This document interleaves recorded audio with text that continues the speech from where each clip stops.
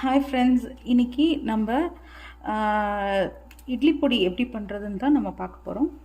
ட்ரெடிஷ்னலாக தென் மாவட்டங்களில் பண்ணுற முறையில் நம்ம பண்ணுறதை பார்க்க போகிறோம்.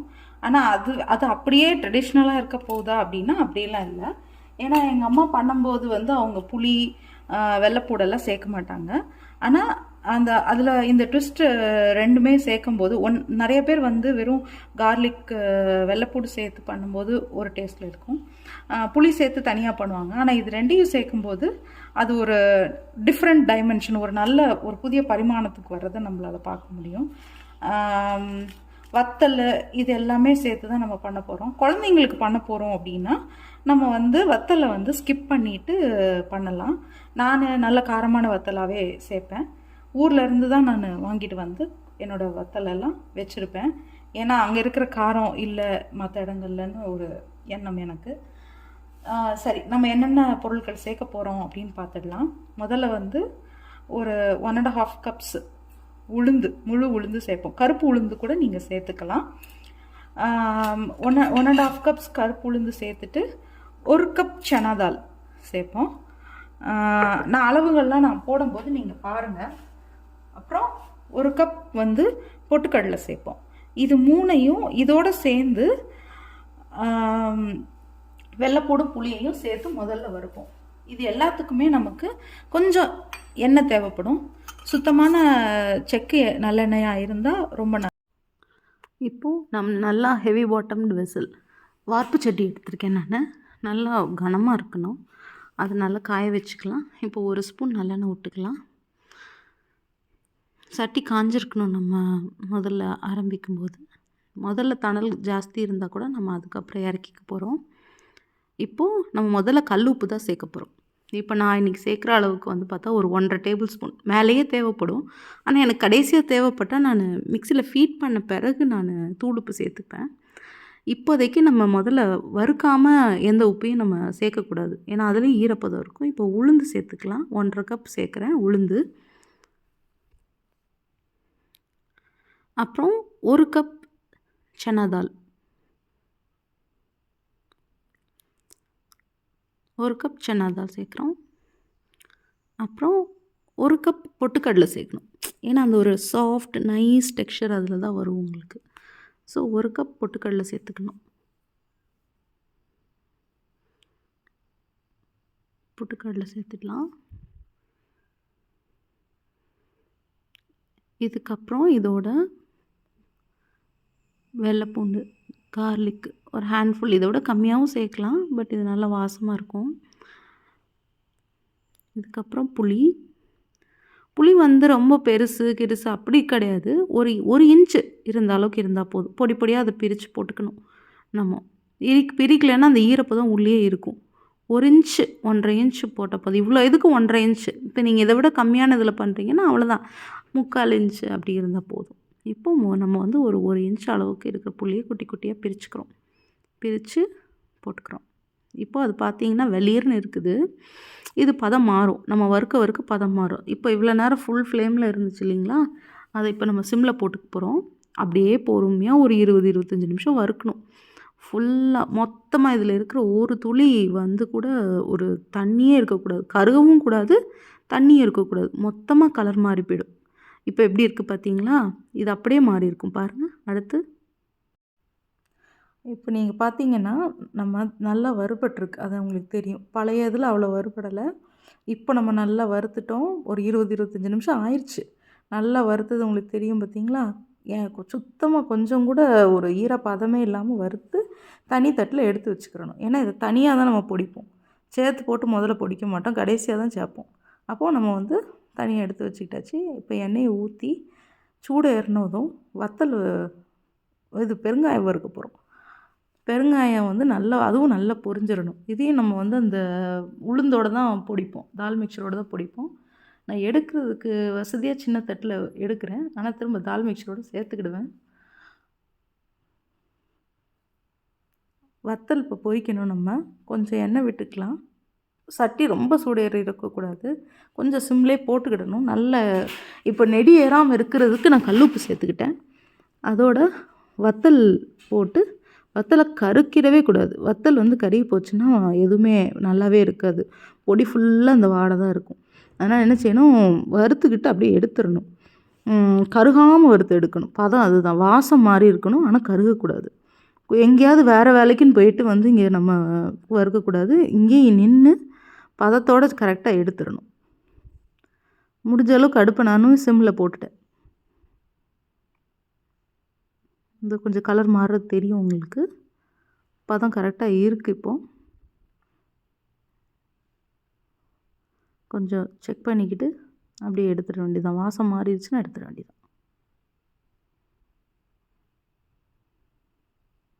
எடுத்துடலாம். இப்போ திரும்ப எண்ணெய் ஊற்றிக்கிடலாம். இப்போ வந்து எள்ளு சேர்க்க போகிறோம்.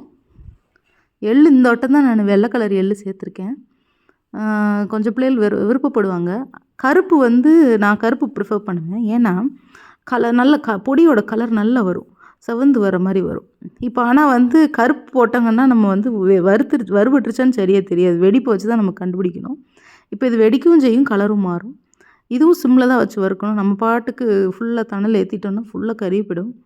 அப்போது வந்து நம்ம சிம்மில் போட்டு கலரும் மாறும், வெடிக்கவும் செய்யும்.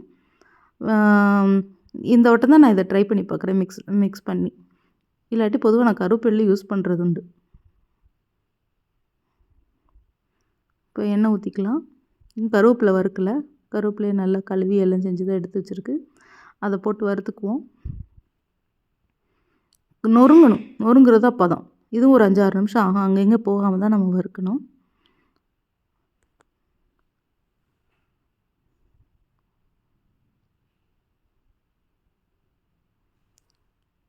வதக்கிட்டே தான் இருக்கணும், பரட்டி விடணும்.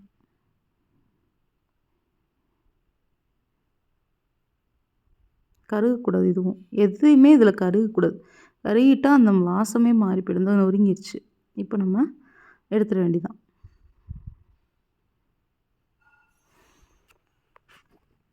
சரியாக போச்சு. இப்போ பார்த்திங்கன்னா எல்லாமே ஆறிடுச்சு. இப்போ வெள்ளை இலையும் கருப்பு இலையும் நம்ம வந்து என்ன பண்ணுறேன், முதல்ல ஃபீட் பண்ணிக்கிறேன். நல்லா கொரகொரப்பாக அரைக்கணும். ஆனால் எண்ணெய் வர வரைக்கும் அரைக்க தேவையில்லை. இந்த அளவுக்கு கொரகொரப்பாக இருந்தால் போதும். 3 எண்ணத்தையும் சேர்த்து போட்டு அரைக்க போகிறோம். வத்தல், கருவேப்பிலை, எள்ளு இது தனி, அந்த முதல்ல வறுத்த தால் தனி, பருப்பெல்லாம் தனி. இப்போ கருவேப்பிலையும் வத்தலும் சேர்த்து போட்டு அரைச்சிக்கலாம். சேர்த்து போட்டு இந்த அளவுக்கு அரைச்சா போதும். மொத்தமாக நைஸாக போட்டு பொடிக்கணும்னு அவசியம் இல்லை. இப்போ இப்படி கொரகொரப்பாக இருந்தால் போதும். இதை தனியாக எடுத்து வச்சுக்கிடுவோம். தனியாக வேறு இதில் எடுத்து வச்சுக்குவோம். எல்லாத்தையும் எடுத்துட்டு தனி பிளேட்டில் மாற்றி வச்சுக்குவோம். அது தனி பிளேட், இது தனி பிளேட். கொரகொரப்பாக இருக்கணும். மாற்றிடலாம்.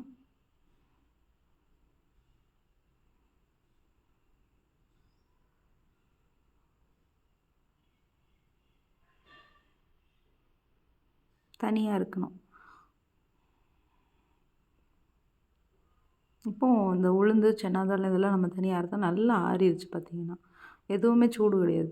பெருங்காயம் இந்த இதை பாருங்கள், வெள்ளைப்பூடை பார்த்திங்கன்னா எப்படி வறுத்துருக்குன்னு பாருங்களேன். கொஞ்சம் கூட ஒரு ஈரப்பதமே இல்லாமல் வறுபட்டுருக்கு. எல்லாம் வெறும் ஒரே ஒரு ஸ்பூன் எண்ணெய் தான். நல்லா வறுத்துக்கணும். கருப்பே இல்லாமல் வறுத்துக்கணும். நல்ல ஒரு இதே இல்லாமல். இப்போ அரைக்கும் போது அப்படி தான் பெருசாக குருணையாக இருக்கும். நல்ல நைஸ் குருணையாக இல்லாமல் ஒரு தடவை போட்டு நல்லா சுற்றி எல்லாத்தையும் தனியாக பிடிச்சி எடுத்து வச்சுக்கணும். பெரிய குருணையாக இருக்கும். இப்போ பார்த்திங்கன்னா பாருங்கள், தாலை பாருங்கள், கொஞ்சம் கொஞ்சம் பார்த்து தெரியும், பருப்பெல்லாம் தெரியும். பெருசாக இருக்கும் பாருங்கள். பார்த்தா நைஸாக இருக்காது. இதை வச்சு நம்ம வந்து இட்லி பொடிக்கெலாம் கலந்து சாப்பிட முடியாது. இப்போ இந்த மசாலா இதையும் சேர்க்கணும். அப்போ இதையும் கலந்துக்கலாம். கொஞ்சம் கொஞ்சமாக எடுத்து கலக்க தேவையில்லை. சேர்த்து இப்போ எல்லாத்தையும் எடுத்து பார்த்து இந்த அளவுக்கு குருணை இருக்கணும். நைஸாக எண்ணெயெல்லாம் விட்டு வரக்கூடாது. இந்த மாதிரி இருக்கணும். சேர்த்தா சேரணும். தனியாக இது பண்ணால் தூள் தூளாக வரணும். அந்த மாதிரி இருக்கணும். இப்போ போட்டு கலந்துக்கலாம் எல்லாத்தையும். நல்ல பெரிய தட்டாக இருந்தால் வெளியே சிந்தாமல் நம்மளால் கலக்க முடியும். பெரிய தாம்பாள தட்டாக பார்த்து எடுத்துக்கலாம். அப்புறமா கலந்துக்கலாம். ஒன்று விடாமல். இப்போ என்னென்ன அட்ஜஸ்ட்மெண்ட் பண்ணணுமோ அதெல்லாம் இப்போ பண்ணிக்கணும். ஒன்று சொன்னாப்புல கலந்து விட்டுக்கணும் எல்லாத்தையும். என்னென்ன சேர்க்கணுமோ அதை சேர்த்துக்கணும். பெரும்பாலும் நமக்கு வந்து உப்பு தான் சேர்க்க வேண்டியது இருக்கான்னு பார்க்கணும். அதுக்கு தான் எல்லாத்தையும் கலந்து பார்த்தா செக் பண்ண முடியும். ஒட்டாது ஒன்றோட ஒன்று பார்த்தீங்கன்னா. ஆனால் பெருசாக இருக்கிறது தெரியும் உங்களுக்கு. இப்போ செக் பண்ணிக்கலாம். இப்போ எந்த அளவுக்கு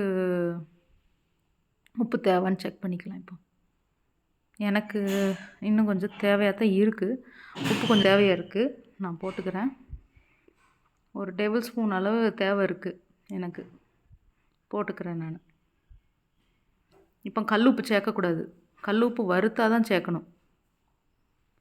அதனால் தூள் உப்பு சேர்த்துக்கிறேன்.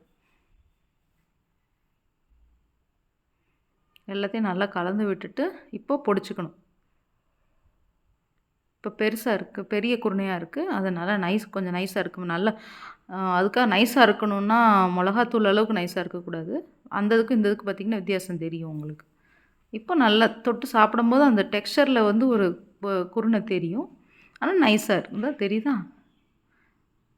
மிளகா வத்தல் அளவுக்குலாம் நைஸாக இருக்காது. ஆனால் அது இதை விட பெருசாக இருக்குது பாருங்கள். இன்னும் கூட கொஞ்சம் பக்கத்தில் காமிச்சிருக்கலாம் நான்.